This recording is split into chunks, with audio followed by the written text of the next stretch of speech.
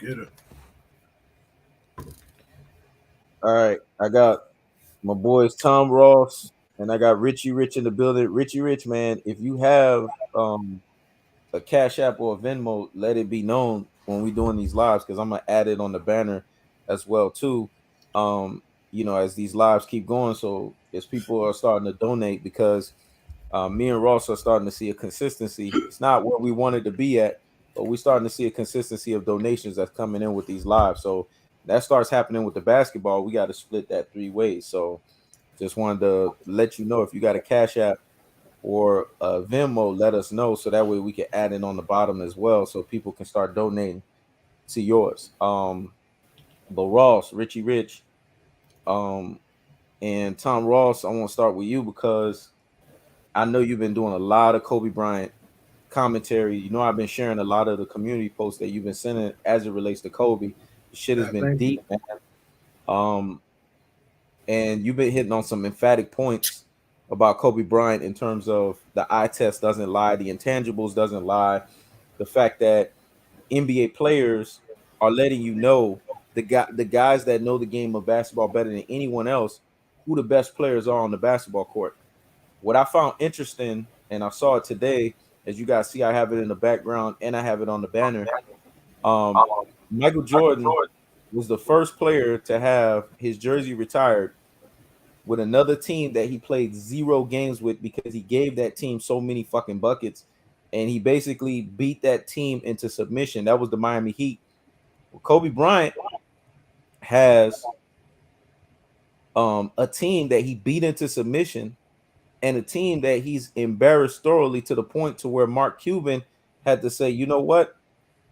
With all due respect, I have to give this guy credit and I have to retire his jersey because he's played zero games with us.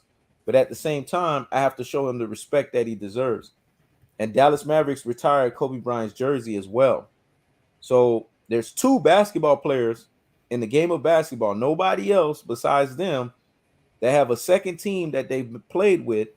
And in that second team that they played with, they play zero games with that team and have their jersey retired.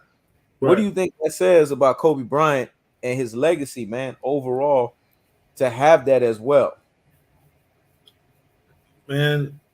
And this goes to show you that he's criminally underrated by the media. That's just one more instance where Kobe Bryant is criminally underrated by the media.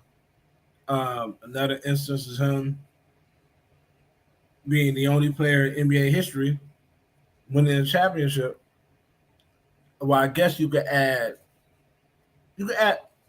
I think when they made the stat, it's an old stat before Giannis and this last guy. It's an old stat. Mhm. I guess you could add their names to the list. But before they did it, Kobe Bryant was the only one in NBA history to win the championship um, without a without another top 75 player. And I think he's still the only player in history to beat 50 win teams in a playoff run without a top five NBA player, top 575 NBA player in history. He's the only one to beat that type of competition Mhm. without that type of help. So it's just little instances like that they leave out because they don't want to show how how great Kobe really was. So they kind of anything that looks like it's gonna give Kobe like a upper echelon boost, they kind of disregard it and kind of try to diminish him to just a score or a ball chucker, this and the third. But they don't keep that same energy for the shooting guards because Kobe's just a scorer. Then what's Ray Allen? Right? Ray Exactly. Allen don't have the assist numbers that Kobe got. If Kobe's just a scorer, what's D Wade? If he's just a scorer, what's Allen Iverson? Let me close What's my all these? patio door while you talking. Give me a second. Yeah, what's all these guys? If Kobe's just a scorer, you know what I'm saying? So, Exactly. So, but they do that to try to alleviate certain things. Like they'll say, Kobe could have been in a Kobe could have been in it, but his last championship run in Game Seven, he's had a bad night, and it leaves out context. Game Seven, nobody in that whole game shot above 50%. Yep. Everybody struggled in that game on both sides,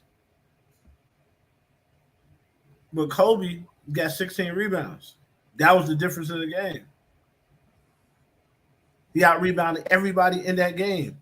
A shooting guard.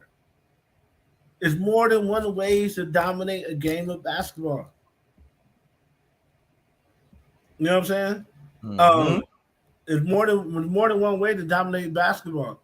In the NBA today, they have it so if you don't have an assist, then you're not dominating. But there's defense, there's steals, there's rebounds. The most basic way is defensive rebounds.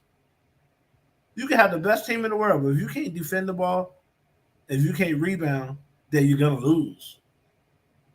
No matter all the fancy shit you do. On the court, when I'm choosing my teams, I look to see who got height and who can rebound, and who can play defense. I can score. First come to shove, I can put the ball in the hoop myself. Mm-hmm.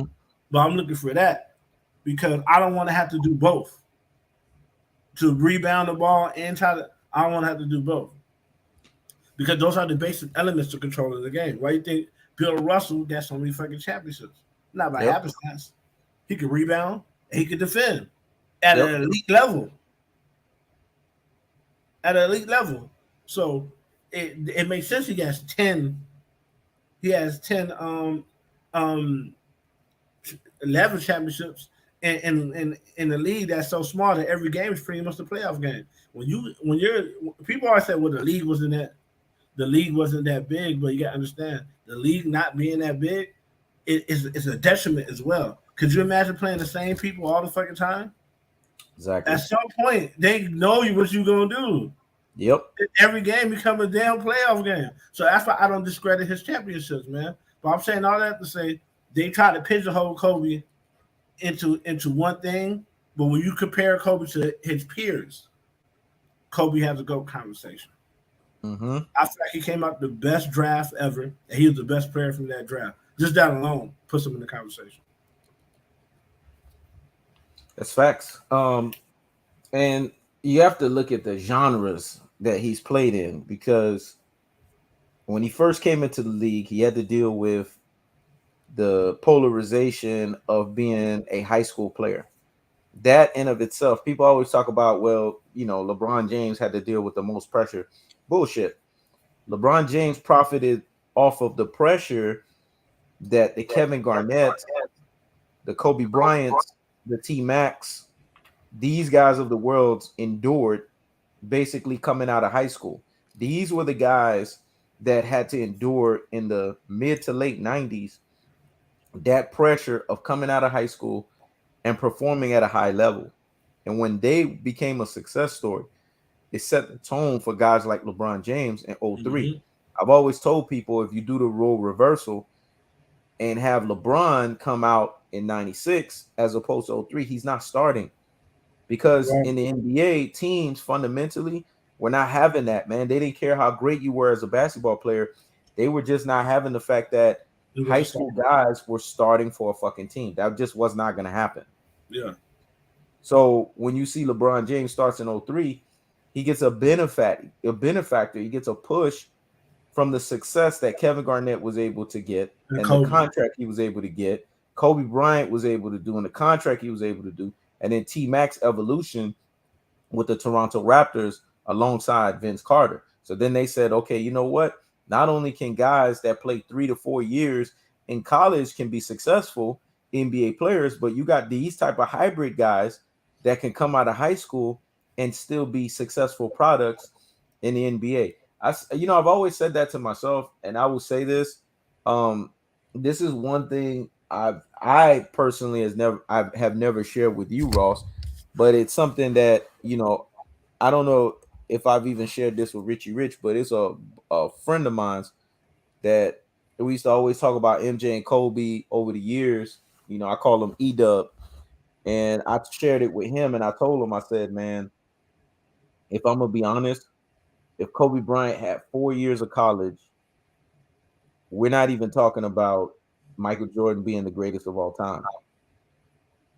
Like Kobe with 4 years of college, with being the player that he is already, there would have just been a gulf between the both of them, because him being under a Coach K system, playing with Duke for 4 years and having that as a preparation going into the NBA, like that means not only would he have to go through the adversity of what he went through, he actually wouldn't feel no adversity. It would be a seamless transition because his adversity would have been, he basically got the groundwork from college and then he goes into the NBA and immediately starts dominating and immediately starts impacting. So all of this building the body up and all of that, he would have used college as the groundwork for that as opposed to the NBA, because Kobe's a forward thinker.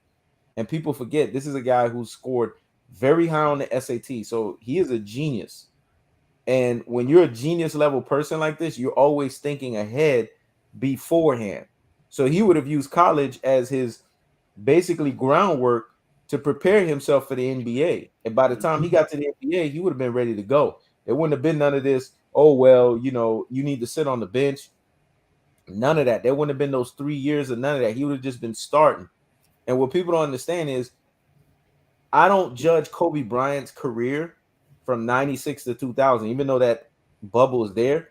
I judge Kobe Bryant from when he started all the way up until the last years. If you do those numbers, you're going to not only get the true shooting percentage from his regular season and all of that, you're going to see how his stats completely are different as opposed to those 3 years that they try to say, well, he was on the bench. It is completely different. It's night and day. So I just wanted to say that, you know, as my start off to really like kind of get this conversation jolting and moving in its right direction, man.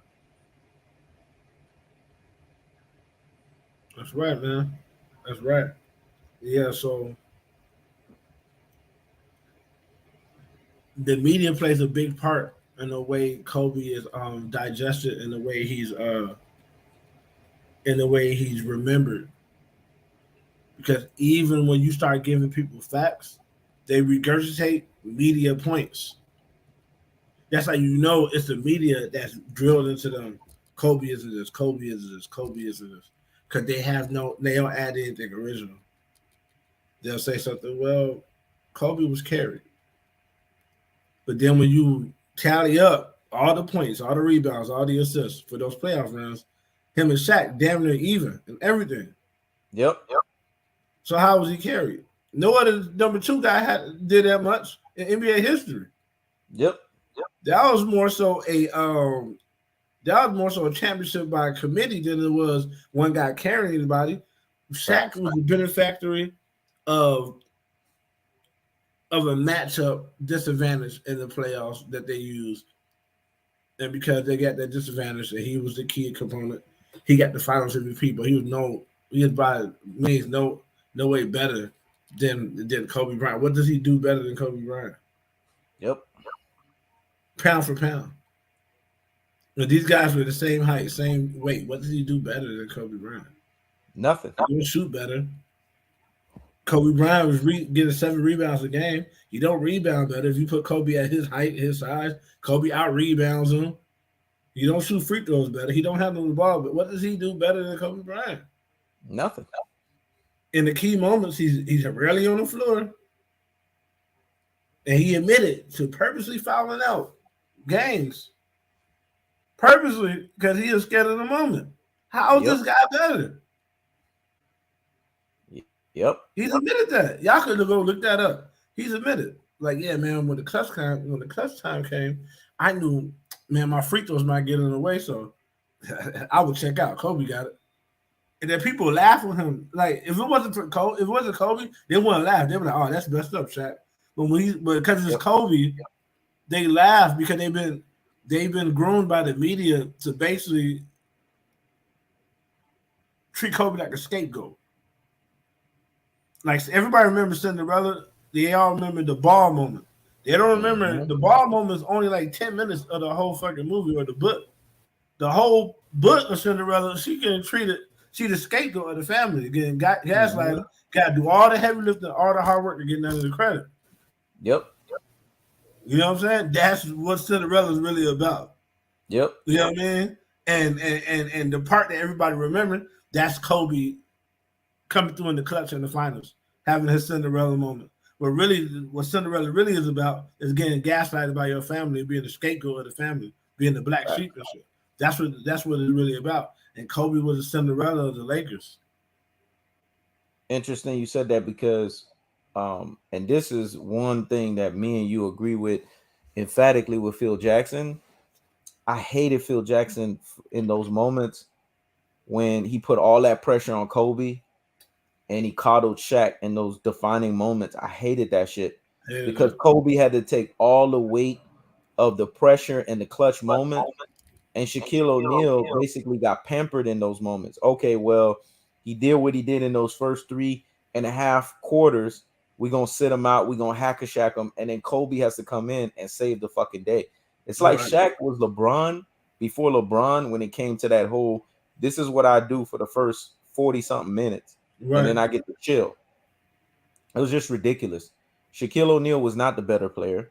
Shaquille O'Neal was a guy who got the ball dumped onto him. See, if you know Right. basketball, you know this. Centers are not better than guards, And no, especially guards that can do all kinds of things that a Michael Jordan or Kobe Bryant can do. When you got a guy that can put the ball on the floor, you got a playmaker, you got a guy that can dump the ball to you, you are dependent. See, that's what people don't understand. Shaq is dependent on Kobe. Kobe's not dependent on Shaq because Kobe can generate his own offense and Kobe can play defense. And another thing about Shaquille O'Neal is not the defender that people thought that he was. nah. Getting rebounds is not defense. That's why his ass was never all first defensive. And that's why Akeem Olajuwon shut his fucking ass down before he got with Kobe Bryant.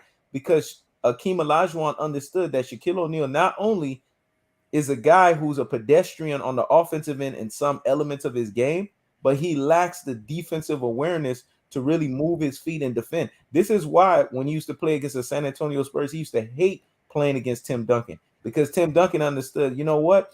All I got to do is replicate some of what Akeem Olajuwon did. I don't have the footwork that he has, but replicate it, and I can embarrass this guy. And that's why you would see Shaquille O'Neal every time Tim Duncan was playing defense. Shaquille O'Neal would just stay down low to save himself from the fucking embarrassment because this guy halfway didn't play fucking defense. So if you know basketball, you know Shaquille O'Neal is not a better player than fucking Kobe Bryant. And that's all I So have to say on that. here's the thing, and and then we got to squeeze Richard Rich in there because he ain't even said shit yet. And Mm-hmm. when it comes to that, the only center that's comparable to perimeter players in the league history was Elijah. Yep. He's the only one that can dribble. The only one that can shoot the J, shoot fadeaways, and assimilate. I'm not assimilate, but and facilitate. He's the only one who can do that. He's the only one that's comparable. Shaq isn't, man. Here's the proof. Something just came across my TV, and I'm gonna read it off to y'all. In Laker history, Kobe's tied with Magic Johnson first in rings, second in Finals MVPs, um, first in all NBAs, first in all defenses. He had all these first. How's Shaq better? Exactly. Just so happened, a Kobe Bryant documentary is playing on while we talking. So I'm just reading the stuff off. You know what I mean? Mm, So how is he better? I don't get that. exactly. Y'all, everybody's about stats and about accolades until it's Kobe Bryant. And then it's just opinion. But when you start adding the things, damn near all the Laker the Lake damn near every Laker record is held by Kobe. So how is Shaq the best? Exactly. You know what I'm saying? You And know, then it, you got go ahead. you know what I find crazy, man. This is what I find crazy. Um, and I really want to dump on Phil because today is about dumping on Phil for me, because Phil pissed me off when every time this dude would sit there and blame Kobe when the game was on the line, knowing damn well there were a lot of things that Shaquille O'Neal didn't fucking do, man, when the game was on the line. It's like, okay, Shaquille O'Neal got his numbers and that was it. No, that's not how basketball works, man, because it's two guys. It's if you're supposedly the main cog, you're supposed to get the main cog responsibility when you don't do what you're supposed to.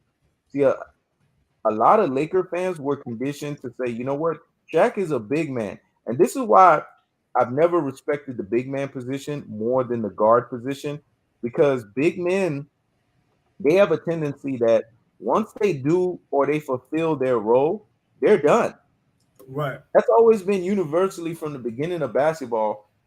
Outside of Bill Russell's an anomaly, is an anomaly, and Hakeem Olajuwon is an anomaly because Right.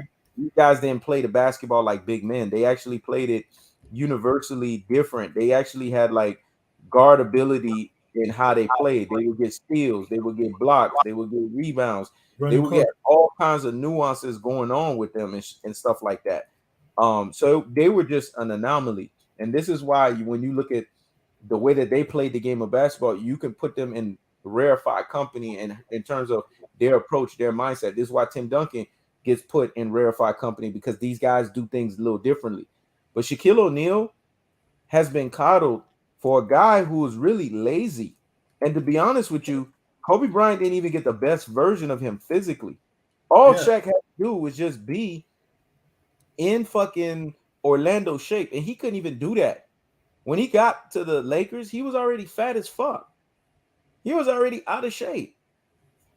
And when Kobe was just demanding greatness from him, it was like, oh well, I'm the big brother, you're the little brother. You need to listen Yeah. to me. Well, if Child. you're the big brother, act like the fucking big brother, man. A big brother has a responsibility to lead. That's why you're the big brother. If you want to be the big brother, act like the fucking big brother. Don't say that you're the big brother. Like, don't pump your chest and say that. And then your actions don't show that. All Kobe Bryant was asking from Shaq was accountability. And if there's anything that I had an issue with Phil Jackson, was the fact that Phil Jackson coddled Shaquille O'Neal and didn't get behind Kobe when it came to the accountability portion. Because Phil did that shit more so with the Chicago Bulls. And this speaks to what Richie Rich was talking about. And he's been having computer issues. I think he got to get all the computer stuff resolved so that he can come in and talk. But when he does get a chance to talk, this speaks to what he was talking about last week when he mentioned that Phil Jackson probably got battle worn from playing with the Chicago Bulls. But here's my thing with this, because Ross has been on this diatribe of no excuses, right? Well, no fucking excuses. If you took on the mantle to be the coach, you took on the responsibility to get on everybody. Right. So if you're gonna get on Kobe, get on fucking Shaq. No fucking excuses, man. So if there's anything that I have an issue with Phil Jackson, was you came in, you got paid top dollars to be the coach, you got paid top dollars to have that responsibility. You should have done that. So if there was anything that hampered their ability to not win more championships, it's Phil Jackson coddling Shaquille O'Neal. If he would have got on Shaquille O'Neal a little bit more, we're talking about these guys performing at a higher level, and the pecking order would have been more balanced. Mm-hmm. That's what the issue was. Kobe was forced to do too much, and Shaquille O'Neal was just forced to do enough. And that made them win only 3 fucking rings. If Shaquille O'Neal was forced to do more than he had to, we're talking about them winning at least 4 to 5 championships easily, man. Maybe even 6. That's just my estimation on that. Yeah. I mean, this how people they're governed and they're ran by ESPN mentally. Basketball comes down to fundamentals, and basketball comes down to winning tempo plays. You can have all the stats in the world. If you don't score in tempo, you're not doing nothing for your team. What do I mean by that? If you only score when your team is up, you only go on these crazy runs when your team is up. If you're a non-factor when your team is down, if you don't score in the fourth quarter that your team is blowing people out, then you're not as great as people think you are. You're not. You don't understand tempo. You can't play within tempo.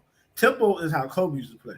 Whenever the opposite team used to make a run, it'll be Kobe, the only one scoring on the Lakers, keeping the Lakers within striking distance, especially on the road.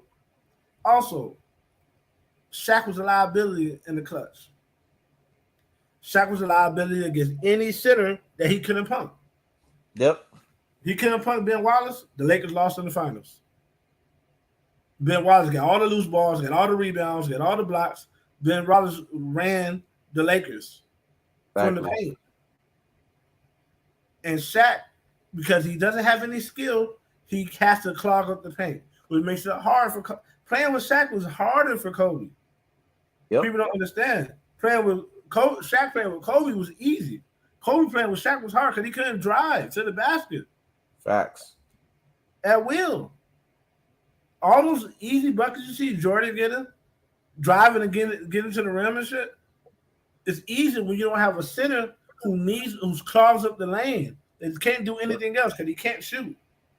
Yep. Notice the centers that Jordan had, even though they were nowhere near Shaq, the way they played helped Jordan out because they had one spot on the court where they spot up.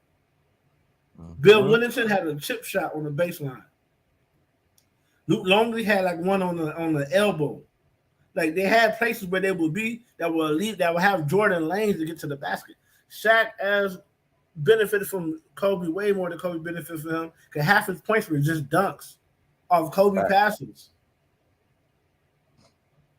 Shaq never got Kobe wide open layups and dunks. Rarely. And it would be Kobe making that happen and Shaq making the obvious pass. Just by think about it. Before Kobe started, Shaq wasn't doing nothing but getting put out the playoffs. Exactly. And he lost in the finals with who? He lost in the finals with Penny Hardaway. Yep. Who they were saying was the best guard in the league outside of Jordan. Lost in the finals. And it was his fault because he couldn't guard Keem Olajuwon. Exactly. Whenever Shaq ran into a big that went back down, they lost or Kobe came and saved the day. Who was the Sacramento killer? Kobe. Who was the Spurs killer? Kobe. Mm-hmm. Kobe was the one carrying them through the Western Conference. Then Shaq would shine against smaller, undersized centers, like he's supposed to. Kobe did all of the heavyweight work, and then when it came to the NBA Finals, to be honest with you, the NBA Finals was patty cake. It was like Kobe was like, all right, I did everything. Now you got a guy that you're supposed to dominate. So technically you should do what you're supposed to here. Like I don't need to baby you at this point. Like you should have everything taken care of. And if you looked at it, Kobe treated the NBA Finals as a way to just save his legs, man, for the next season. Because he saw that Shaquille O'Neal was doing what he was supposed to. And then when Shaquille O'Neal didn't dominate, Kobe would be like, all right, I need to take over the game. Right. And then he'll just come in for moments and just take over the shit. That's how Kobe treated it, man. Kobe treated it exactly that way. It was funny the way he treated it because Kobe felt like, okay, you know what, Shaquille O'Neal, you're not doing what you're supposed to. Now it's time for me to take over. I saw that in the Nets finals, man. Yeah. There were plenty of times where Kobe would just dump the ball to Shaq, and then when Shaq just couldn't get the basket, Kobe would be like, all right, let me just score real quick. And that's why people would see those 20-point games, those 22-point games. But if Kobe wanted to at any given moment, he's like the fastest scorer in the NBA, man. Kobe's one of them guys, you blink your eyes and then he got like 15 points. Like he could have just erupted for 40 or 50, but he didn't have to do that because Shaquille O'Neal had a barbecue chicken opponent. So let me just dump the ball to him. But in those rounds where he had to play against Portland Trailblazers, where Scottie Pippen had animosity to want to prove himself against Michael Jordan, man, Kobe was geared Kobe up for was that the shit. killer Kobe was the killer. because he had to be. Those Because Kobe's bigs, like, nah, you're not gonna pump your chest for Phil Jackson and pump your chest for Michael Jordan on my watch. Fuck that shit. not even I'm that. I'm gonna Not even humble that. you. Yeah, not even that. Shaq couldn't dominate those bigs in the Western Conference. Facts. So Kobe had to do that, or they would have lost. Yep. Think about it. On that comeback, whose name are you hearing in Game 7? Kobe. Yep. Kobe to the steal. Kobe to the spin. Kobe to the fadeaway. Kobe with the pass to Ori. Kobe. Yep. Kobe. Kobe scored on assist on damn near every point in that game. It's mind boggling to me. And Kobe, this is the thing about black people. We don't understand leadership. When you're a leader, you always take the responsibility and accountability for a loss. There you go. That was what Shaq was supposed to be doing. Ross took the You words always out of do my that. mouth. Kobe always said it's my fault when they lost in the finals. Always. And he had a bad shooting percentage in those finals, but yet again, that's another finals where damn near everybody had a bad shooting percentage. That's another one. Yep. That's another one. And Shaq, he shot his 50%, but where was Shaq in the fourth quarter? Ben Wallace was locking him up. And he was quitting. Shaq said, pretty much to the extent that I'm not getting my way, so I'm not going to guard the house. He was pretty much throwing the game because he felt like he wasn't going to get the Finals MVP. Exactly. The same thing LeBron did the other time they lost in the finals. When he thought he wasn't going to get the Finals MVP, even when they won 2020, AD was on his way to get the Finals MVP, and LeBron started not giving AD the ball for 3 games straight. Not passing him for wide open dunks, so he can make sure he got it. Exactly. LeBron and Shaq got the same mindset. They don't care about winning if they're not the ones getting the credit. Yep. They don't care. And it was so personal. Shaq went and played the way he was supposed to play with the Lakers with D Wade. Yep. He went and got in shape for somebody whom he didn't even know like that. Just so he because could spike he knew how he fucked up with Kobe. He knew that he fucked up. I mean, it's just it was very clear that he knew he fucked up. And at the end of the day, he was just trying to rationalize his fuck up. And you could tell the fuck up came again when Kobe Bryant passed away. Because then all of a sudden, now the guy's no longer here. Now you're saying you went from, oh, it was business. I was being a businessman. No, it wasn't that. You was being stubborn. You was being hard-headed. And you just didn't want to accept the fact that you didn't do what you were supposed to in a necessary fashion for that relationship to move the way it was supposed to move.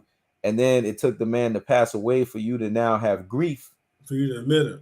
And then for you to admit it. Exactly. So that ended up happening. He passed away, and then man, if I had the opportunity to change things around, I change it. And this is why I take the liberty, man. If I have anything with somebody or whatever, I just address that shit, because at any given moment, you just never know, man. You could be talking to somebody, and then the next second, the person's gone. And then you sitting there scratching your brain like, man, did I say what I needed to say? Did I get what I needed to say off my chest? Right. If we're brothers or if we have a relationship, did I say what I have to say? Like, people live life like that. So now it took Shaq all the way until Kobe passed away to do that. And this is the disrespect. And this is why, to me, to a certain degree, it wasn't all the way authentic when Shaq did it, because then Shaq went on his soapbox on this podcast called The Pivot so many months later, and then he wants to shit on Kobe and say, well, Penny was just as good as Kobe. So that means what you were saying wasn't even authentic. There's never authentic with him. And if Penny was just as good, why y'all losing the finals then? Exactly. Why y'all losing the finals? That step that y'all took when y'all beat, I don't care if Jordan just came back and he's rusty. When y'all passed Jordan, that's that step that y'all not supposed to relent from that point on. It's kind of like when the Bulls finally passed Detroit. They didn't relent from that point on. After they finally passed Detroit, Detroit was no longer an issue. You know what I'm saying? Yep. They didn't relent from that point on. So how's it that y'all regress? If Exactly. if Tim and Penny Hardaway is better than Kobe, how do y'all regress? Y'all regress because it was you. Mm-hmm. Two things is wrong here. First of all, Penny ain't better than Kobe. Being a more, I wouldn't say a better facilitator because Kobe actually facilitated well. Being a guy that's more prone to facilitating don't mean you're a better player than somebody. Because you pass the ball Exactly. more than being a better player. The game has always been about getting buckets. Yep. Everybody know the dude that scored the best of the best player out there. Because Exactly. facilitating easy when you can score the ball. All you gotta do is give it Yep. up when they double team you. They ain't hard to give the ball up when you get double team. Yep. That's one on one. You score until they have the double team, then you drop it down low for a layup. But you know what's hard? You know what's hard? Creating your own shot, Bring your own shot having a hard. high level of defenders on you, and then having to facilitate on top of that. People forget Kobe had to deal with the Doug Christies of the world. He had to deal with the Scottie Pippens of the world. These are hellified defenders. Kobe Bryant had to deal with fucking Bruce Bowens of the world. These are hellified defenders. Not only did he have to fend those guys off, he had to facilitate, get the ball to Shaquille O'Neal, and not only that, he had to create his own shot with dealing with all of that and getting doubled and triple teamed in the fucking perimeter, and then having the responsibility of having to guard the best guy on the defensive end. So really, Kobe got the short end of the fucking stick here, man. If we're being honest with ourselves. What Michael Jordan had to do in his first championship run, Kobe had to do his whole fucking career. Yep. In his first championship run, Michael Jordan was the facilitator. Yep. And he was a great facilitator at that. My God. He ain't Yep. had to guard the best player all the time because he had Pip. Yeah. But he had to facilitate. Yep. Kobe had to facilitate his whole career with the Lakers. Yep. His whole career. So he had to be the two guard and the point guard at the same fucking time. Because the other guy was just a spot up shooter. Mm-hmm. Like what was demanded of Kobe, I haven't seen demanded of anybody else like that. Man, Kobe had to be Jordan and Pippen. Like that shit was crazy. I remember saying that so many years ago, and that's when I said to myself, you know what? I got to There were moments in my life when Kobe Bryant was playing, I catapulted him over Jordan for certain reasons, man. Yeah. Because of the fact that he had to do more. Like, could you imagine if Kobe had Pippen and he could rest and he didn't have to worry about that defensive responsibility and just focus more so on having momentary defense, but just really focusing on offense and being in the block? And sometimes you just sit there and you just scratch your head and you say, man, if only Kobe had to do this, or if only Kobe had to do that. That's when you really start saying, you know what? Is Kobe better than Jordan? That I've had plenty of times in my head where I've said that. I already knew he was a better scorer. I already knew he was a better shooter. Even Phil knew that shit. And that's why Phil had no choice but to say it. Like, Kobe's a better scorer, a better shooter. Mm-hmm. And for him to have the lack of not having the mitts that Jordan had in terms of the hands, but for him to be able to overcompensate that in hard work and dedication, like, you got to give Kobe Bryant all the fucking credit in the world, man, because this guy has really just taken his game to a level. He basically said, you know what? I'm just going to do this with hard work, man. I'm just going to do this with dedication, and I'm going to do this with just playing the game of basketball at the highest levels. And that's what the fuck he did. And it paid off dividends for him, man. And that's why I have nothing but respect for Kobe Bryant's game. But Richie Rich, what you got to say, man?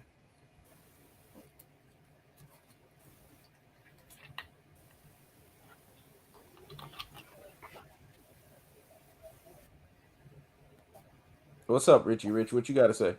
I think he froze. He's frozen. He might be having some internet issues going on. But hey, the show must still go on. Yeah, What you got to say on that, Ross? yeah. I think what they did was they pretty much brainwashed the NBA community, and then it latched on to everybody. And the people who didn't latch on to, they're the minority. But the brainwash was from the beginning. As soon as Kobe came out, before he played one game in the league, they was calling him arrogant, and they was calling him arrogant and conceited. Anytime you saw him on the news, they'll be like they would say Kobe Bryant, the arrogant teenager, Kobe Bryant, the arrogant teenager, Kobe Bryant, the arrogant teenager. They're grooming you to already dislike this dude already.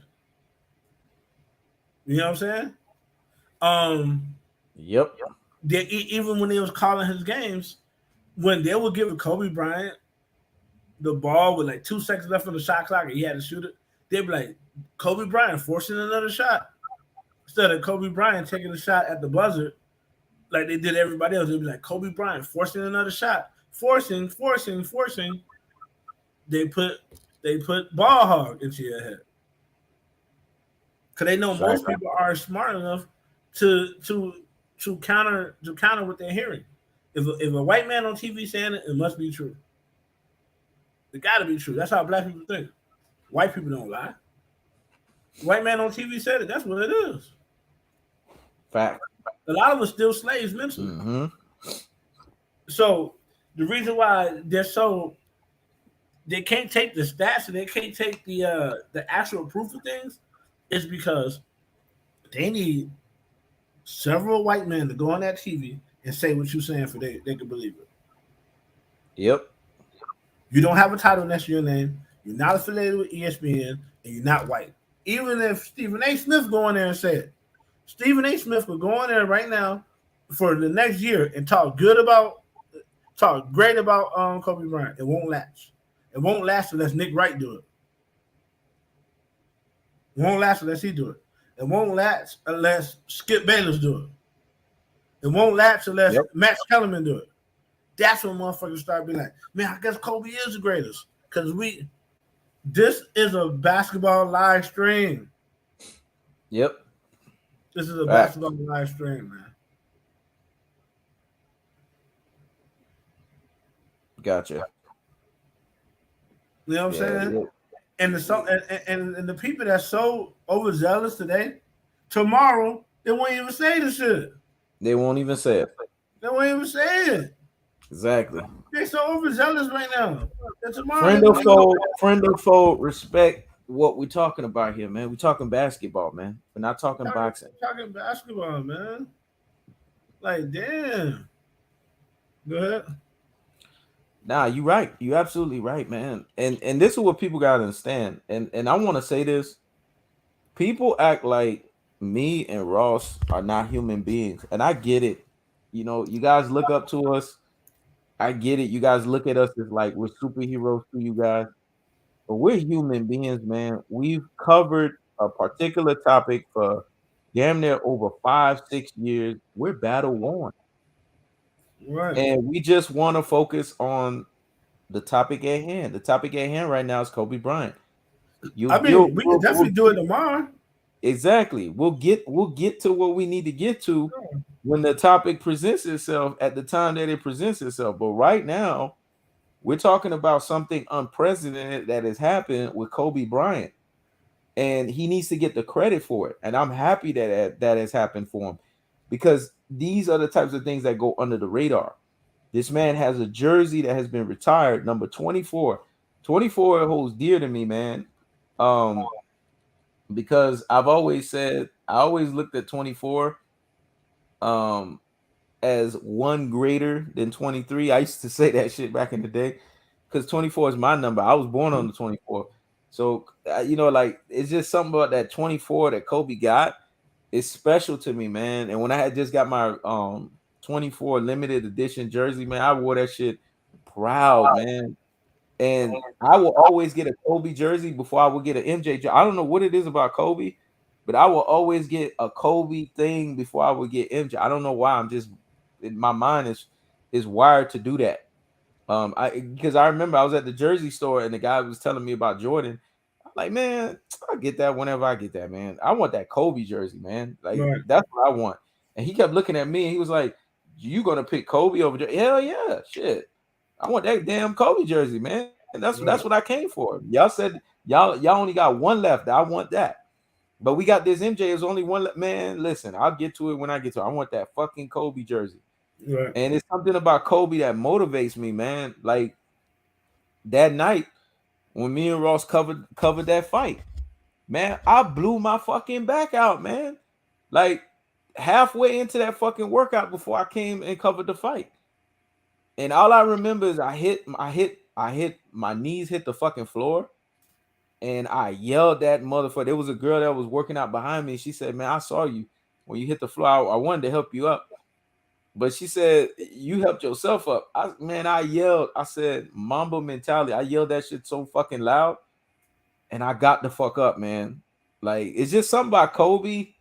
I can't explain it, but he has a mentality that he has birthed, and how he is. It's like, man, just figure the shit out. No matter what, figure that shit out. It's something about that mentality that just it propels you to the next level, and that's why I've had moments in my fanship for Jordan and Kobe where I've put Kobe in higher realms than Michael Jordan because I've seen some of the things that Kobe has done from a basketball standpoint.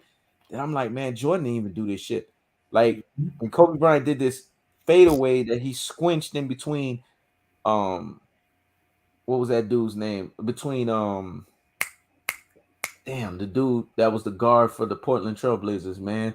That dude was nasty, but he had to leave the game because he had bone on bone. Kobe shot a fadeaway between this motherfucker and then another tall dude.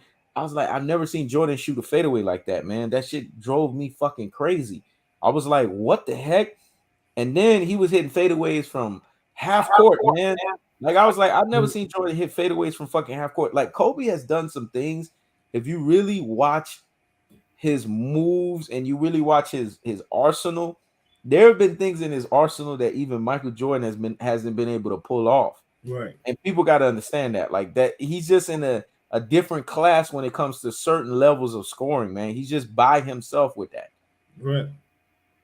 Like he's done Um, some of the greatest scoring feats I've ever seen in the game of basketball to the point to where LeBron was on a remember when they had that 60 minutes editorial where they would have people come on and they would talk different levels of celebrity. That used to be like a big thing back in the day for TV. And LeBron was talking, and LeBron was like, "Man, Kobe Bryant is like the greatest scorer the NBA's ever seen. Some of the things that he's done on the basketball court has never been replicated. I don't think it will ever be replicated." And then he yeah, said, but "Kobe does this thing where he slants from one side to the court to the next." He said, "If I try to do that, I will bust my ass." but he worded it that way to take away from Kobe. He should have said the greatest player. He said greatest Exactly. scorer because you know that's how the media disrespects Kobe by calling Exactly. him a scorer and not a player. Exactly. We know with LeBron, there's always a halfway diss, but I also felt like in that moment, even with him being a halfway diss, his facial expression couldn't hide the fact that he was in awe. Because then he went on a diatribe saying, "Man, when I watch basketball games and I'm trying to gear up and I'm trying to get to the level, I'm watching this guy. I'm watching how this guy performs. I'm watching how this guy reacts in the fourth quarter." So even with him trying to halfway diss, he still had to admit. Yeah, I forgot to send out um indications on my end, so I'm sending them out now. I appreciate that, but you had a serious appointment that you had to deal with, so that happens, man. Yeah. Richie Rich is having internet connection. So guess what? The show must go on, man. It is what it is. Um, the bottom line is, and I had told him to invest into, because I invested into that, invest into one of those Netgear routers that got that wing on it, because it'll help with the connection and shit like that. It goes a long way in helping out with that shit. But anyways, one thing that I realized with Kobe Bryant, and Kobe will never get this respect, is there was a guy that did an article on Kobe Bryant and talked about um what I'm seeing right now from the game of basketball, Kobe Bryant is the heir apparent because if you remember before Kobe was doing this, the only other person that did this was Jordan.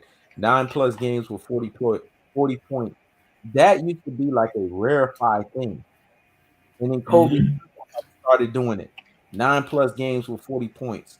Then Kobe took it to 10+ games. Then Kobe took it to Right. 15+ games. Then Kobe took it to 20+ games. And this guy, when he did the article at the time, he said, man, Kobe is an enigma.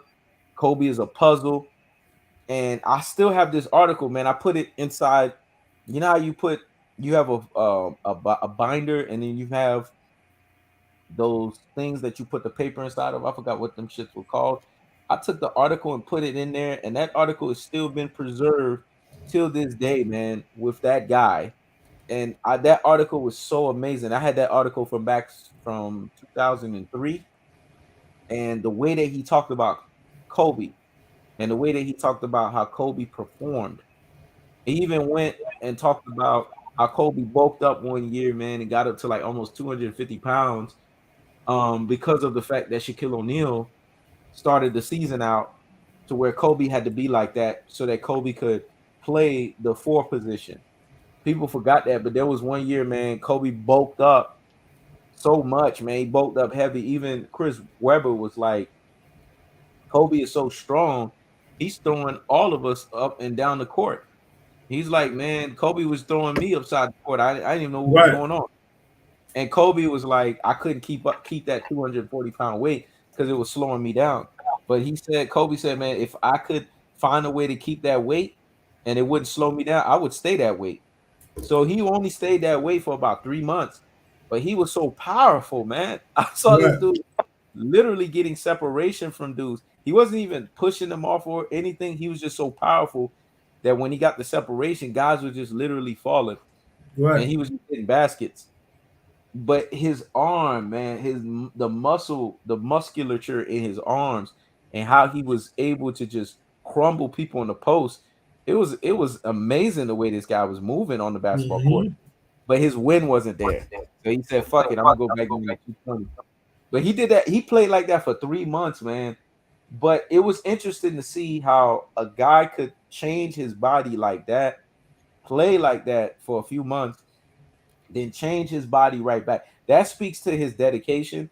That Right. speaks to his craft, and that speaks to his work ethic. Because most people, if they put on that kind of weight and then they gotta now go back and lose the weight, they won't be able to do that transformation successfully on both sides of the end. And then there was a time where Kobe would realize that, you know what, 220 pounds is too much on my bones. And then he went down to a mere 205 Mm-hmm.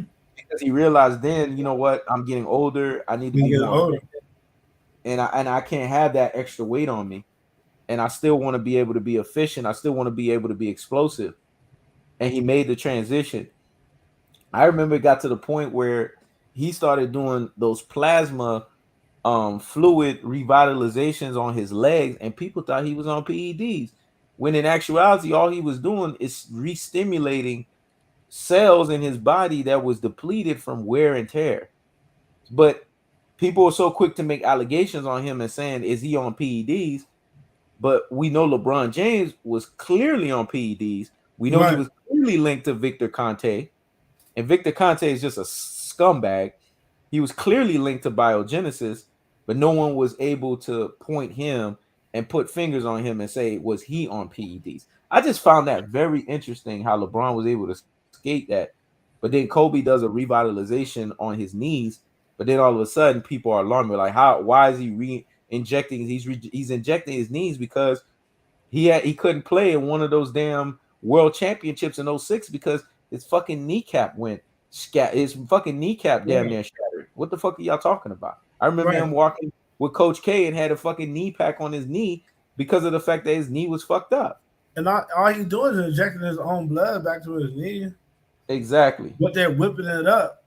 They're whipping it up, and think about your blood heals you. Like, say for instance, when you get a when you get a cut, the blood that's leaving your body is the thing that's closing that cut as well. That's how Yep. you get the scab, the scar. Yep. You know what I'm saying? Because that blood that got coated up, and then it became a scar and a scab. It scabbed over. Yep. But it's the blood that heals you. The blood that rushed there is what closed it. You know what I'm saying?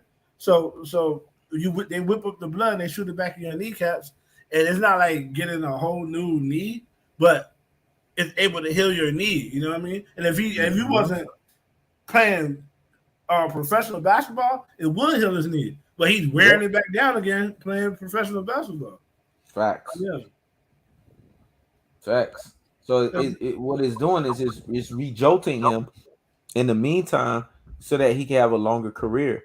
I mean, this guy was able to extend 20 years doing things the natural and the right way. And here we have LeBron James that just hit 20 years, but he did it the artificial way. Right. So when you look at both careers, you could see the difference. People are like, well, LeBron James is the only basketball player that showcased longevity. People forgot Kobe played 20 years. If that's not longevity, what the fuck is Right. longevity? He's the only Come one that on, has man. showcased. He's the only one that has showcased unreal longevity, which should be a sign that he's using PEDs. Exactly. It should be a sign that he's using PEDs. Like who else done that? What makes him special? You don't get Exactly. you don't keep the same athleticism 20 years later. I can still play basketball. It doesn't happen. I still cannot play basketball as athletically as I did 20 years ago. Yep. Have to pick my spots when I'm athletic now. I was able to put up numbers all every game, all game, all day. Yep. Everybody know you have to double me, or else I'm putting up numbers. Everybody also know you can't just you you can't just score on me either. Because I had very smart defense. Like I had very sneaky defense to where I know when to W. I never tell people when I'm a double saying. I start looking at their tendencies and seeing how they're lackadaisical and shit, and then when I just jump on them all of a sudden. And, you know what I Mm-hmm. mean? And if I don't steal the ball, I be jumping on to make them fumble the ball, and then somebody else get the steal. I never care who get the steal, as long as we going that way. You know what I'm saying? Or they might lose it out of bounds or some shit like that. But now when I play, I can't play like that because you grow older. Mm-hmm. Even if you're working out every day, you still can't do what you used to be able to do 20 years ago. But LeBron can. It's something. Yep. It's something extra. Something extra Yep. going on. It And gotta be. Shell Sonnen, a UFC fighter, he's been getting a lot of flack right now. Anytime you say anything against LeBron, you're gonna get flack. Regardless what you look like, you're gonna get flack. And Shell Sonnen said, "Oh, I knew they was gonna use the race card on me or whatever when I said this, but I'm just speaking the truth." He said, "I'm a UFC fighter, man. I fight in combat sport. Our sport is known for being dirty. Guys use shit all the time. I've used shit. It is what it is." He said, "Man, I understand performance and athletes and performance enhancement drugs at the highest levels. I used to be a top athlete. LeBron James was on PEDs, and LeBron James, you could look at times when he was on it, and you could look at the times that he was off of it. You could see the difference in the way that he's performed. If you're really paying attention behind closed doors, you know when this guy was on PEDs, and you know when he was off of PEDs." And he said, "I'm going to tell you guys right now, you're going to hate me. His son was on that shit too, and that's why he had the cardiac arrest." And it's only clear that when your father has access to an indisclosable amount of PEDs, he can create access for the son to be able to have access to it too. Y'all gonna hate Right. me for saying this. That's what he said. Y'all gonna hate me for saying this. But notice the cardiac arrest issue is no longer a problem. He returned back. He said, "This is how you could tell it's signs of PEDs, because no one has cardiac arrest and then they're back like that. It's Hell no. because he's not taking the substance anymore. Right. And his body is now going back to its normal state of functioning. And that's what's happening. He cycled off. See, he Mm-hmm. said people don't understand how PEDs work. There's a cycle when you cycle on, and there's a cycle when you cycle off, and your body reacts in two different fashions when you're cycling versus when you're not cycling. He said, "Show me an athlete, and I'll show you an athlete that's on performance enhancement drugs." I'm gonna say it again. Y'all gonna hate me. LeBron James' son was on it, and LeBron James has been on it throughout his fucking career. And I don't care what you guys have to say. And if they want to sue me, go ahead and sue me. I need you to send me that video. I got an idea for that. Gotcha. Not right now, but when we get off, for sure. Gotcha. When we get off, yeah, I need you to send me that. I need you to send me that. If I can spice that up just right, I can see that Yep. shooting to the top. Yep. That's what Shel Sonnen said, man. And he said, y'all got on me when I was saying this about LeBron. And now y'all getting on me about his son. But I've been an athlete at the highest levels. And you guys know how my dirty track record is. You guys know how dirty I've been. So I don't hide that. But I know when an athlete is on performance enhancement drug, and I know when an athlete is not. LeBron James is on it. His son is on it. It is what it is. Take it to the bank. If you don't show any signs of slowing down, you're on it. Think about it. The reason why LeBron James hasn't had to develop a mid-range game or a post because he's been on PEDs. Exactly. Think about it, man. Well, Jordan had those things and didn't even use them because he had them. He had them in college, but his first couple of years in the pros, Jordan did whatever he wanted to do. Yep. Because his athleticism, you just couldn't stop him. Then we started getting older. Jordan said, "Man, let me go and use these tricks that I've been doing. Let me." It wasn't like he just got a fadeaway. He was doing them sporadically in his first couple of seasons, but he didn't have to go to that because he was just so cold. He was just dunking on everybody. Yep. You know what I'm saying? Like, but you never have to make a transition. You never have to make a transition in your whole career to score easier. You rely on scoring the hardest way every time. Yep. And that's taking threes or else dunking. Yep. Because you have no mid-range game. Yep. You never learned how to shoot free throws because you don't have to. Yep. Come on. You're on PEDs. Exactly. Because everybody has to adjust their game. And even if he didn't adjust his game, it should have went from dunking to layups. He should have been grounded. He should have been grounded. Right. Think about it, man. You still touching the top of the backboard, man? Yep. At some point, you should be getting like to the bottom of the box. You still can jump up and touch the box. You grab rebounds at the top of the. Like, come on, man. And people who believe that because people want to believe lies. Exactly. This generation want to believe lies.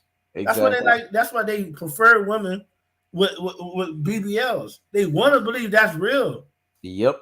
Very few women are shaped like that naturally. Exactly. And the ones that are not in America. Yep. And their legs match. Exactly. But the ones who have no stomach with all that ass, they're not in America. Exactly. They somewhere where it's tropical, where they can reach and grab fruit off a tree. Yep. They don't eat McDonald's. They don't eat none of that stuff. That's why their stomach's so flat, but they so thick. Yep. They eat oats, shit like that, man. All they got like baskets on their head. They walking all fucking day. They all natural, man. That's why they so thick and they don't have no stomach. Yep. In America, you were born and raised in America. Your body 9 times out of 10 not gonna look like that. Unless every woman in your family body look like that, and it's genetically. Exactly. Because we don't do what you're supposed to do to look like that. Exactly. You know like, exactly. It's all in the diet. It's all in the diet. You know what I'm saying? You're absolutely right about that. And you know what's interesting is LeBron went through some things that really showcased that he was on performance enhancement drug. Like his hair receded. There's a recession that your hair goes through, but his hair went through a recession phase so that fast. Only those who on performance enhancement drug goes through that kind of hair recession, man, because it fucks with your testosterone. Yeah. You know, they say when there's too much what they call it, I forgot the type of testosterone it's called. Exactly. When there's too much of that in your body, you go fucking bald. And PEDs activates that level of testosterone on a significant level. Yeah, you got this overgrown amount of testosterone in your body, but it's affecting your ability to grow hair. And that's why you see most guys that are on PEDs, they go bald. You know, like The Rock has a phenomenal body, but he's been on PEDs. Right. And the baldness revealed that because he had hair on his head. And then he went a period of time where he just started having to shave the hair off of his head Yeah. because he wanted to keep a certain physique late into his 40s, going into his 50s. I mean, to have that kind of body that you still had in your late 30s, to have that body at that point and to not see a drop off, and then you look even better.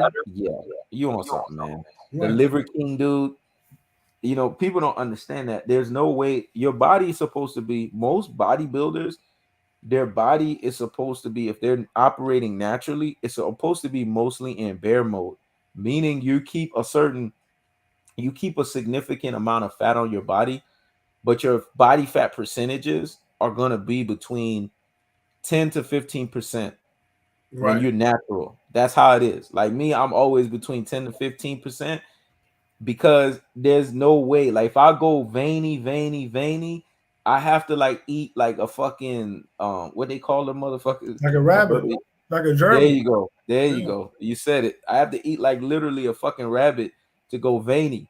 But these guys going veiny, eating as much as they're eating, And they're big as hell, but they're vascular. That shit ain't natural.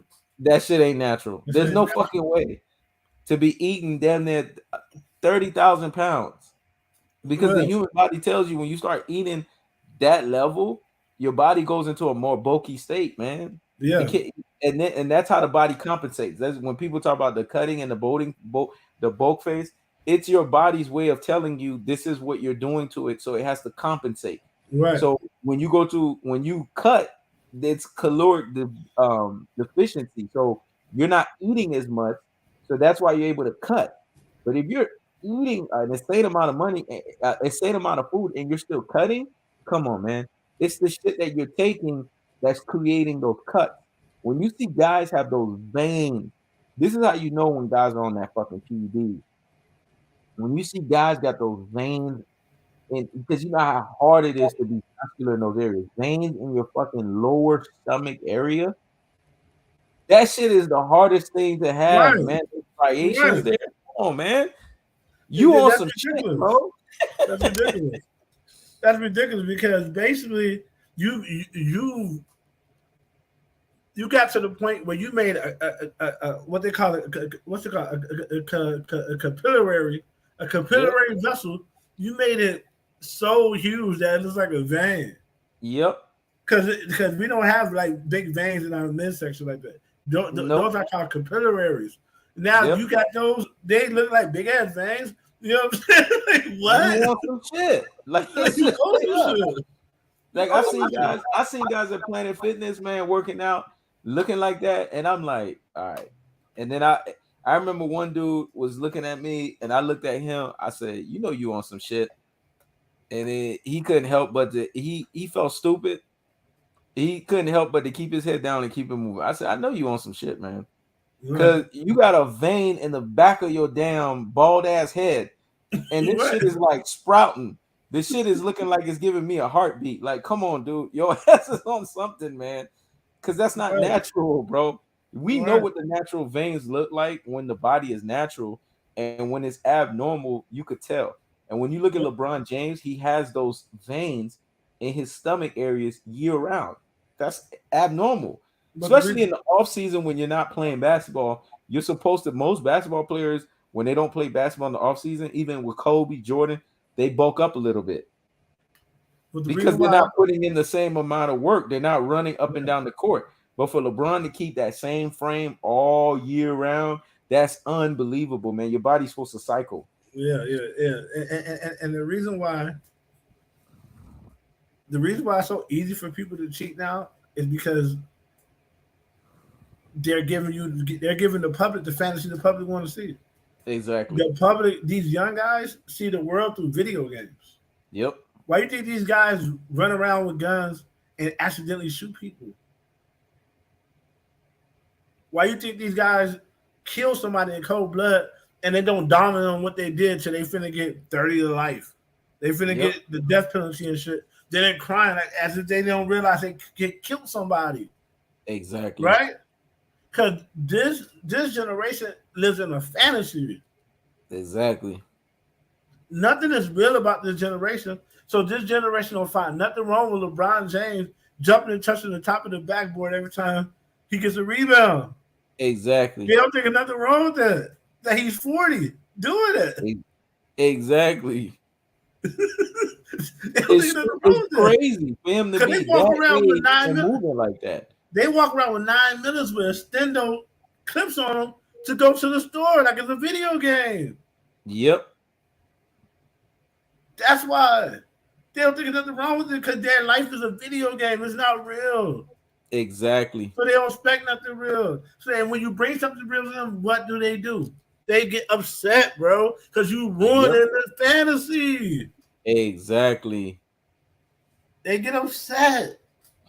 Yep. And that's how I decipher who I'm gonna fuck with, who I'm not gonna fuck with. Because it's one thing to know I'm telling the truth, or know your friend's telling the truth, and or know that what they're saying is truthful, even if they're not all the way accurate, and to deal with it in the moment. It's another thing to be upset by it. Yep. Like, how dare you tell me this, man? Da da da. To be mad. Like, listen, man. If you can't deal with the truth, or deal with someone being honest with you, you're headed down a dark path. A very dark path. Because who's gonna be able to help you when you get ready to run into that fucking brick wall? Yep. Who's gonna be able? Because they know you don't listen. You ain't gonna listen. And hold you accountable, and then at the same time say, you know what, this is my position on it. You know, and I can agree to disagree with you on this, but this is my position on it, and you got to respect that. This is the problem. LeBron James doesn't have people around him to tell him that. I know this to be true because, man, this is the thing, bro. This is how you could tell when motherfucking natural and they not natural. Man, I was covering the fight with you, man. I had a great fucking workout, right? I drank the tequila, right? I woke up the next day, I felt bulky. I didn't like the fact that I felt bulky, but that was natural. That was my body's response to say, look, this is what you did. So you're gonna feel a little bit heavier. Right. So I'm just trying to heal you right now, but that's how you're gonna feel. Right. These motherfuckers that are not natural, they'll do all that shit to their body, and then they'll wake up and the body still look the same way it looked the day before. Right. That's not natural, man. Because the PEDs and all the supplements control how their body looks. They low key they really don't gotta work out like that because they don't so many supplements. They gotta work out just to maintain. Yeah. The supplements don't got them like that. Majority. Man, I seen LeBron James drink damn near bottles and bottles of wine and then come into the game the next day vascular.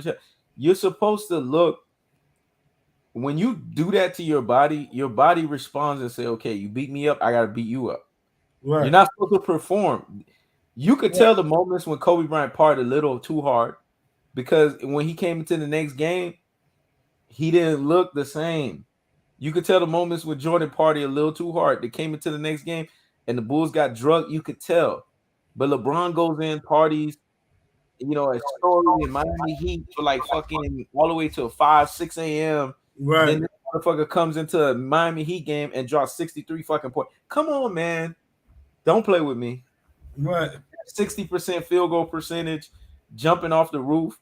Jordan even was like, yo, LeBron was 38 years old. Jordan said, okay, watch. He's not going to be able to jump the way he's supposed to make this dunk. Jordan reaction let you know LeBron was on PEDs. When LeBron jumped and went above the rim and dunked, Jordan got up and walked away. Like, okay, this nigga and he's making this shit obvious. Because he's not supposed to be jumping that high. Like, that's not supposed to happen at 38. Like, that's not humanly possible. Mm-hmm. But if you listen to the LeBron fans, you know what they go, man, see, that's why he the GOAT. Look what he was able to do. You know, and nobody else able to do it. Look how he's jumping. It's year 21, and he's still taking off of the free throw line. Like, you believe that? You believe that's real? Yeah. Motherfuckers give motherfuckers GOAT title for stupid reasons. Oh, you see, LeBron James, you know, he's a billionaire now. That's why he the GOAT. Like, they just give GOAT for no fucking reasons, man. Yeah, and they don't never bring up a performance. They always say 27-7-7. GOAT. Like, Yep. okay, nigga, who cares? When you write an evaluation, is I did this, which led to this, which led to that. So it doesn't matter if you completed 559 acquisitions. Okay, somebody else probably did that too. What did that lead to? You completed 459 acquisitions that led to an early fulfillment rate that led to your department win an X amount of award. Now we talking. Your stats supposed to be justified Exactly. by your accolades. Your accolades supposed to be justified by your championships. Your stats mean Exactly. nothing. It's just a way It don't for mean people shit. who don't understand basketball to follow the game. Okay, Yep. what just happened right now? Well, that was an assist. Assist is when you pass the ball to somebody and they score. Oh, what just happened? Oh, he just grabbed a rebound. A rebound is Yep. when somebody misses and you get the ball. That's for Yep. people who don't understand the game. Your stats mean absolutely nothing if you lost. Exactly. It means absolutely And your shit. wins and your wins mean absolutely nothing if you didn't win the championship. Exactly. None of that shit mean nothing if you're None of that not shit fucking winning. matters in the grand scheme of things, man. Yeah, like that's what people don't understand. Like, man, but he got close so many times, man. I'd rather get close than not get close. Yep. Jordan, when he wasn't winning championships, man, he wasn't getting close. Like, hold on, man. So you mean to tell me you're gonna take off Jordan championships because the other times when he didn't have the team to compete, he didn't get close like LeBron. Mm-hmm. I'm quite sure he would have got real close if he would have been playing on super teams. He'd have been in the finals every fucking year for the rest of his career. That every fucking year for the rest of his career. Just imagine if Michael Jordan and Kobe Bryant got the cocktail that LeBron James, and this is how you can tell LeBron is so overrated. You got all this cocktail and you 4 out of 10. That tells me you a mediocre motherfucker, man. You mediocre as hell. Because you Right. give Jordan and Kobe these cocktails, they're 100% damn near everything that they do, man. Because now you're taking guys that already perform at superhuman levels, and you're putting them in what, a level to where the human mind cannot even comprehend. That means they would be blowing the competition out the water. So that really speaks to the inaccurate. I know Can't what you're even trying get to the say. word out. I know what you're trying to say. The Basically, inaccuracies. yeah, I'm trying yeah, to say the fucking word, can't even say it. About LeBron James, the motherfucker's inadequate. yeah, That's what it speaks to. His yeah, inadequacy. The motherfucker's just inadequate, man. And people don't want to yeah, accept that shit. yeah, Like, it's just man. fucking crazy. But that's the thing. They've been grown so since it was the people who are LeBron James fans were little ass boys when he came to the league right now. And you get it's either them or unfulfilled beta male men Facts. that are LeBron James age. Yep. So there's little people that was like 9, 10 when he first came into the league, and unfulfilled men that me and he knows age LeBron James fans. That's what you have, right? You know what I'm saying? Exactly. And the unfulfilled man, they they're gonna root for the guy who's the opposite of the guy who they felt kept them from. Because a lot of these type of dudes, it's everybody else's fault. Yep. He's the reason why I didn't get that bad bitch. They're the reason why I didn't get this. They never do this. Those are the Yep. guys that are attracted to LeBron James. Yep. You know what I'm saying? It's everybody else's fault. They never do any interior contemplation. They don't have any Exactly. self awareness whatsoever. It's always Yep. somebody else's fault, man. Yep. Have you Lack ever heard LeBron critical James say? thinking skills. You ever heard LeBron James say, "I'm the reason why we didn't win the championship"? Never. Why has he not said that? He's the leader. It's always your fault. Why has he never fessed up that? Because he understands the society he's in. Long as he Yep. don't fess up to it, it's somebody else's fault. He'll allow J.R. Smith to be a scapegoat. Mm-hmm. J.R. Smith ain't no scapegoat to no alpha males. We know J.R. Smith he don't control who win or lose in no finals, man. J.R. Smith, who else? Mario Chalmers. These guys don't control whether you win or lose in no finals, dude. Exactly.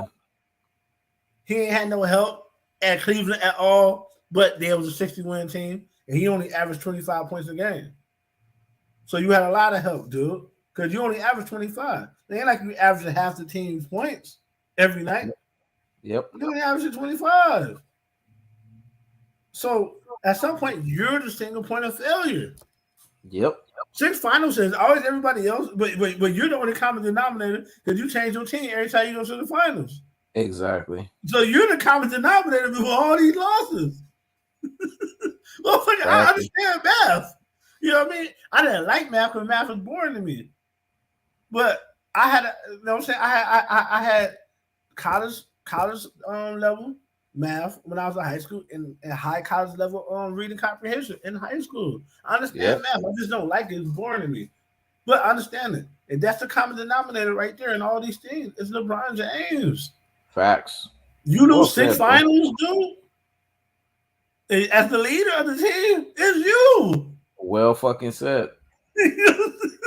What? That's like a Let's be bitch who's been honest. divorced. That's like a bitch who's been divorced. Kim Kardashian saying that men is the problem. Like I don't understand. No, you're the problem. Everybody keep divorcing you. She thought the white dude, she thought that white dude she was gonna be able to finesse, and then he actually finessed her, and now she's But feeling some type of way, and then now she's trying to recling back to Kanye, man. That shit is funny as hell. right, you're the problem. And Yeah, then niggas like Kanye, bro. Kanye gone, man. man, he been gone. He tried it. Listen, He tried motherfucker that like one time. That's when you should have just said acquiesce, and you didn't do it. I'm gone. motherfuckers like Kanye hate the minute that they lost. I've been in that predicament before. Yep, They hate the minute failure. They're gonna yep, try, they're gonna try, they're gonna try. It ain't even for you, it's for the kids. yep, Because at the end of the day, he want to be able to say, they made fun of me so bad I tried to be with your mother. I didn't yep. give a fuck. I wanted to give y'all a family. Your mother stood in the way. I said, fuck it, and moved on with my life. It's Exactly. documented. You could go look this up on YouTube. Yep, it is documented. It's documented. You Yep. know what I'm saying? It's And documented. thank you for content creators like Ross to lead the charge and explaining that to people, you know what I'm saying? Because of the fact that he was using even his own personal experiences.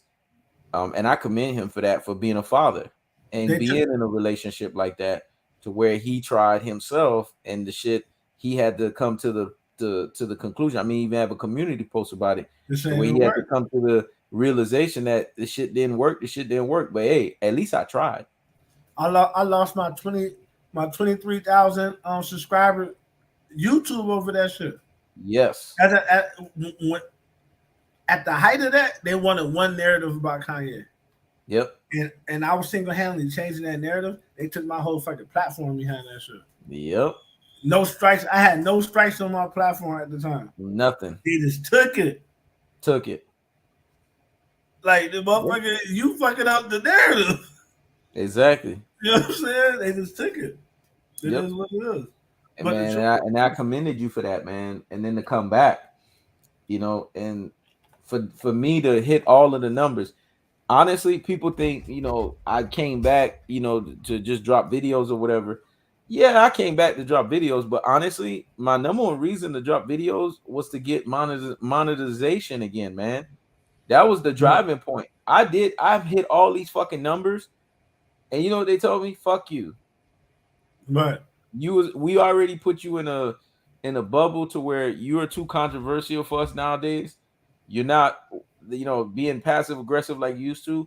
So because your videos are not meeting the metrics that they're supposed to, fuck you. We're gonna demonetize you. So, and it's like, okay, everything says check, check, check, check in the green. You yeah, wanted me to give you 4,000 hours. I'm over 8,000 and some shit. You wanted me to give you this. You want me to give you that. I'm giving you everything. yeah, But then you're you want to come back and tell me fuck you. So you know what? Fuck them, man. yeah, And in this catch 22 moments in life, that's when I come to the realization where you're damned if you do and if you damned if you don't. And I've always been a person, fuck it. Put me in the damn if you do. I'm yeah, not leading from behind. I'm gonna lead from the front. Fuck y'all. So if you're gonna damn me, either way you damning me. So I'm gonna be damned if you do. So that's why I just turned around and told them fuck you, a big fuck you. And this is what Kobe Bryant's career has all been always about. When the media ask him stupid ass questions, they ask him the same question over and over again. You just asked me that question. This is why they hate Kobe, because Kobe exposed them. You just right, asked me that question. Why are you asking me the same question again? I Right. just Stop gave you a playing with me. response. He Yeah. hated the fact that he embarrassed these reporters, man. He was the only basketball player doing this shit. Everybody else was kind of like sucking it up and accepting the questions. He was like, fuck this shit, man. I don't want to go through. I want to cut my interview in half. Like, if you're gonna ask me a dumbass question, I'm not gonna go for it. It's the same thing I see in other sports. Guys are such fanboys. Instead of them asking the questions that they're supposed to ask, they ask these fanboy type questions, but they don't. The athlete, instead of the athlete calling them out on the shit, the athlete is sitting there taking it in. But you could look at the athlete's face, and Right. the athlete just wants to say something to them. They just know that if they do, they'll get fined. But Kobe didn't care. Look, every year, y'all gonna find me 7 figures anyways. It's like every year Kobe opened his wallet and said, I already know $1 million plus is going to fines. Fuck it, I don't care. But I'm not gonna go through these interviews. I'm just gonna cut this shit in half. If you're gonna ask me a dumbass question, I'm gonna call you out on that shit. Right. And I respected him for it. For sure. You're right about that, man. But yeah, man. Just it's on us. Yep. It's on us to make sure Kobe's remembered the right way. The media's not gonna do it. Anytime I find another way to uh to get his name out there, I do. And I'm starting to see a little narrative. I'm starting to see it brewing. You know what I'm saying? Yeah. I'm starting to see it. I'm starting to see it. People start to thank me for being hey, man. I thank you for going to bat for Kobe. So slowly but surely, man, we got to be the ones to make sure you remember properly because the media is not going to do it, and You're right. they're just gonna get worse and worse as LeBron James' career closes. They're gonna get even worse, saying what LeBron James is and all that shit. So That's true. It's not gonna be until after somebody breaks out the fact that he was on PEDs 10 years after his career is over with. That's when everybody's gonna be like, by then, Lord willing, me and Ross is still around, probably in our 60s. That's when we're gonna be looking like, oh, they finally exposed this nigga. right, And they finally give it other people credit. Like, mm-hmm. oh, they said he was on steroids. They say he was on this. He said he was on that. Finally, finally the cat is out the bag. Because it's gonna take that for then people to look back and discredit. But see, guys that they already had an agenda on that they wanted to discredit, notice they discredit them immediately. But guys that they don't want to put that agenda against, they slow crawl the discredit. See, the Mm-hmm. media is going to discredit you regardless. Right, But if you're a person that they like, they slow crawl it. If right, you're a right. person that they don't like, they do it immediately. Like Barry Bonds, they couldn't stand the fact that Barry Bonds made people forget Sammy Sosa and Mark McGwire because Yep. he just blew it out the park. People wanted to still be on that Sammy Sosa and Mark McGwire because they had their little Magic Johnson, Larry Bird. Then Barry Bonds comes in and has his Michael Jordan moment. Oh, you know what? Fuck this Negro. We're going to Right, expose him right then and there. And that's what they right. did. They didn't like that shit. He's hitting too many fucking home runs. He's too superhuman being a Negro doing it. Because let's be honest, if this was Mark McGwire that did it, they would have slow crawled this shit, boy. It would have Yep. slow crawled. They wouldn't have sat there and say, "Oh, we're going to expose them right then and there." They would have waited like 10 plus years later to do it. But Barry Mm-hmm. Bonds, no, no, no, and that's why he can't even get in the Hall of Fame. But guess what? This man still broke all the fucking records. Yep. And even before the pre-PD era, his hand and eye coordination was still off the fucking charts. They just don't want to give the man fucking credit. And the thing about it is they don't have no proof that he did it. Still to Yep. this day. And To this day. without no proof, he didn't do it. Mm-hmm. Because at that point, what are we doing here? Exactly. What are we doing here? What are we doing here? Because at the end of the day, Barry Bonds did show decline. Barry Bonds was playing the outfield. He ain't playing when he was hitting all the home runs. He wasn't playing in the outfield no more. He had become a designated hitter. He did show decline, but he always was the best hitter. Exactly. Barry Bonds was always the best hitter. He just got stronger. He used to put on muscle. He used to be skinny. Barry Bonds used to be skinny. Yep. Then he just got strong, but he always was the best hitter. Always. So at the end of the day, it's like, man, fuck what they talking about, man. It's a reason why they were so thirsty to put this narrative on him, but they protected everybody else. Yep. They protected You're everybody absolutely else. right, man. You're absolutely right. And And only went after everybody else when it was time to go at when they wanted to go after Barry. Because they realized they couldn't go after everybody else, so they went after Barry. exactly. They didn't want Barry to be the leader Yep. to the point where they would ruin their own product and out everybody. Yep. Jose Canseco didn't write that book, man. He was told to put that book together. Mm-hmm. He was told to put that book together, man. And you notice Yep. he got the diss. Nobody don't even talk about Jose. He was the biggest cheater. Nobody don't even talk about him because he did what Man, they when wanted I him to. saw Barry Bonds, made Sammy Sosa and Mark McGuire afterthought, I said it too. I remember talking to my brother. I said they're gonna come after this dude. He's too Mm-hmm. dominant. He was too dominant. When you have a Negro that is too dominant at something, that is already an intimidating thing, and that is already low. That is low key without talking, an unapologetic brother thing to do. So they Mm-hmm. gotta attack you. Because his level of dominance, man, this man was taking pictures that were supposedly the greatest pictures of all time, and he was embarrassing them to the He was point to where they embarrassing. had to throw balls because they knew He he was was gonna get embarrassing. home runs on their ass. Here's another thing. Here's another thing people are not understanding why Barry was able to hit those home runs and be so efficient. He had the best eye, and I played baseball. He had the Yep, best eye in baseball history. So he, the little pitches that they throw, the trick, he never fall for him, which puts him always in an advantage situation. yep. 3 balls, 1 strike. You know what I mean? 3 balls, no strikes.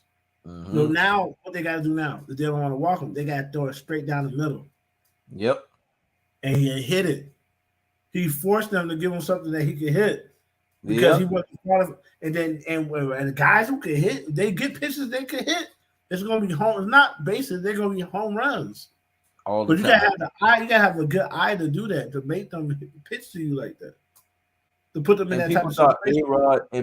A-Rod was cold like that. A-Rod was low key copying what he saw what was happening with Barry Bonds, but he just didn't have the eye that Barry Bonds had. And Nah, that's how man. his career became significant because and he admitted that later on. He said, "Man, I was just copying the formula. I just wasn't as good as he was, but I was copying the formula." And that's what he did. He Right. copied the formula. Right. The only one who had an eye almost close to him, but not quite, was the kid, man. Ken Ken Griffey Griffey. Jr. Yep. He had a great eye too, but just wasn't Yep. Barry. Barry Bonds' eye is ridiculous, man. Barry Yeah, Bonds stayed. his eye looked like it was like you know how you got those eyes that look like a damn ball, crystal ball, something like that. His eye was, man. He saw everything, man.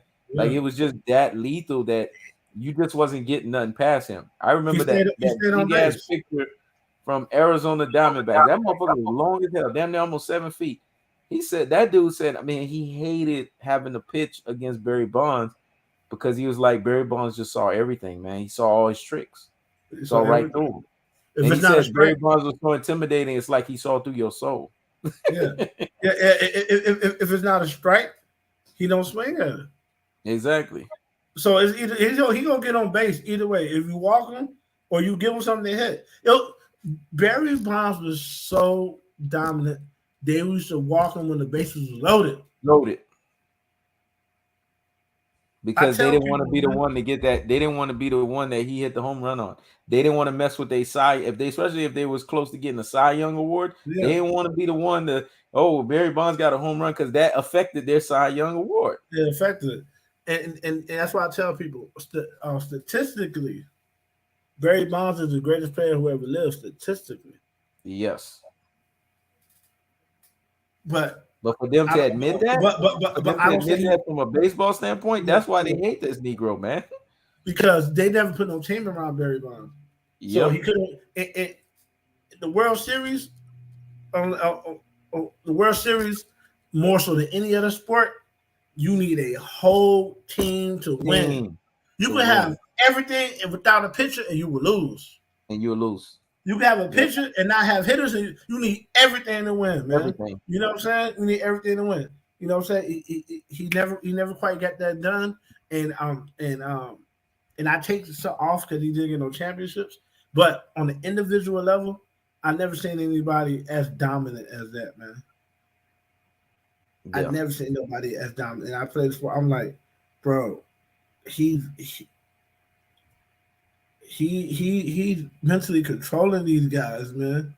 They're afraid to throw their best pitches because they know he's not going to swing at them because they're balls.